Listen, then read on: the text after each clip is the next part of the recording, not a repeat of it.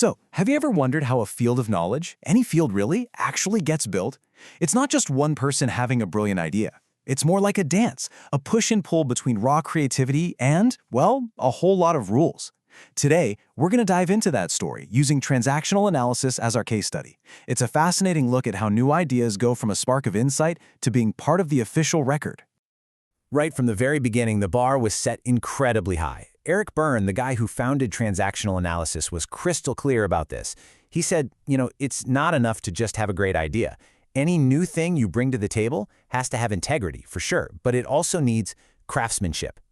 This really lays the foundation for the very formal, very structured world we're about to step into. Okay, so let's pull back the curtain on that structure. What does it actually take to get your voice heard in a field like this? Well, the main gatekeeper is this, the Transactional Analysis Journal, or TAJ for short. Think of it as the official record book.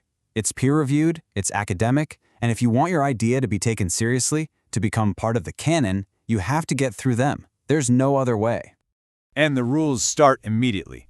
Right off the bat, you're put in a box, a 7,000-word box to be exact.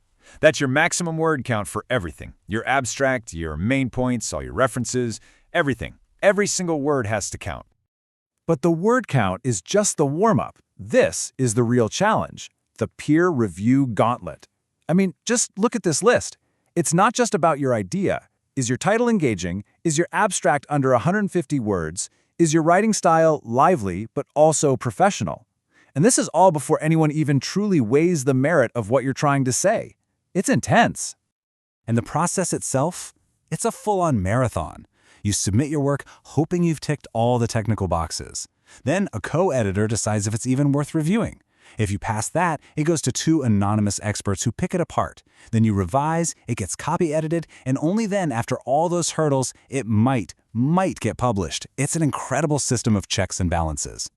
And just to give you a sense of how detailed this gets, it's not just about what you say, it's how you say it.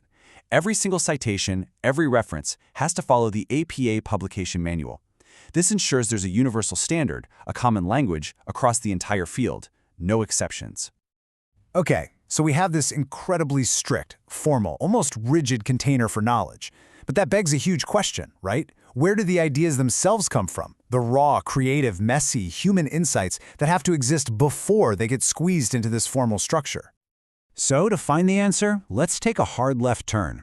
We're going to step out of the world of peer-reviewed journals and into a world of poetry and personal observation, a completely different kind of contribution.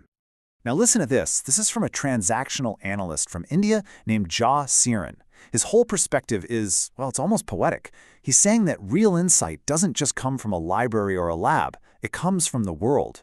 He believed that everyday life, the things happening all around us, are constantly sending us messages if we're just open enough to listen. And that's really his core belief. For an analyst like him, the entire world is the textbook. The real education isn't in some controlled environment.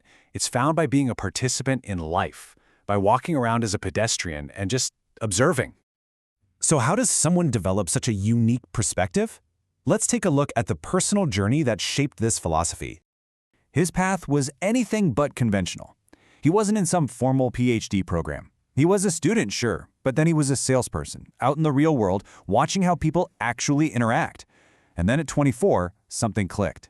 He discovered transactional analysis and just devoured it. We're talking nearly 400 books on his own. It was that pure, self-driven passion that eventually led him to his first big conference. And here's a crucial detail. This personal journey wasn't funded by a university or a research grant. It was supported by the patronage of another passionate individual, a Mr. Ratnam. This is knowledge being built at the grassroots level, person to person, a world away from the formal journals we were just looking at. So now we've got these 2 worlds that seem like complete opposites, right? The rigid, formal institution and the free-flowing, passionate individual. So, how on earth do they work together? This is where it all comes together beautifully. On one side, you have the institution, the TAJ. It's all about integrity, peer review, strict formatting, and word limits. It provides the structure. But on the other side, you have the individual, someone like Jah Siran. He brings observation, poetry, lived experience, and just unbounded ideas. He provides the spirit. And that's the real takeaway here. This isn't a conflict. It's a vital partnership.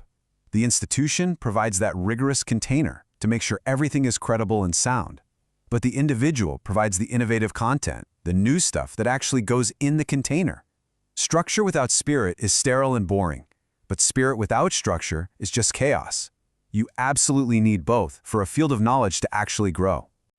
So, as we wrap up, it leaves us with this much bigger question, one that applies to pretty much any field you can think of. Science, art, business, you name it. How do we build systems with rules that protect quality and integrity without accidentally stamping out the very passion and creativity that push everything forward in the first place? It's a delicate balance, and it's definitely something worth thinking about.